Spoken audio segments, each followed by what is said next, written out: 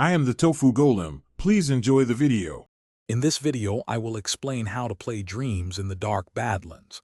This challenging environment demands a unique approach to survival and success. We'll cover essential strategies to navigate its treacherous terrain and overcome its many obstacles. Our focus will be on understanding the core mechanics and applying them effectively. By the end, you'll have a clear roadmap to achieve your objectives in this unforgiving landscape, ensuring your dreams can truly take root. Preparation is paramount when venturing into the dark Badlands. First, always equip your advanced night vision goggles. They offer a crucial 25% visibility boost.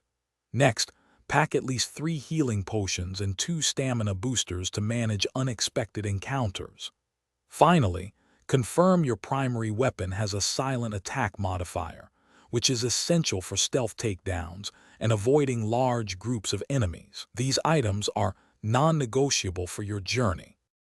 Mastering stealth and resource management is key to long-term survival.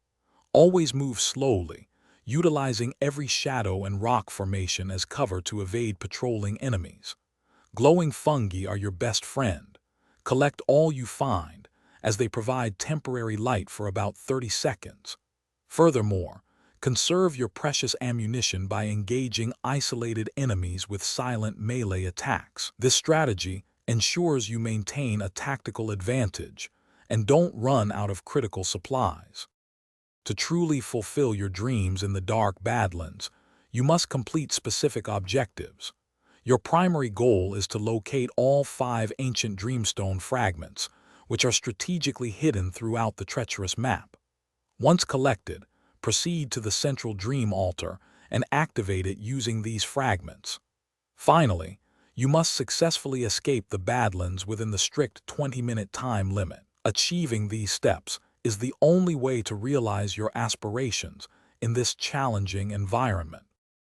Thanks for watching. Consider subscribing if we helped you today.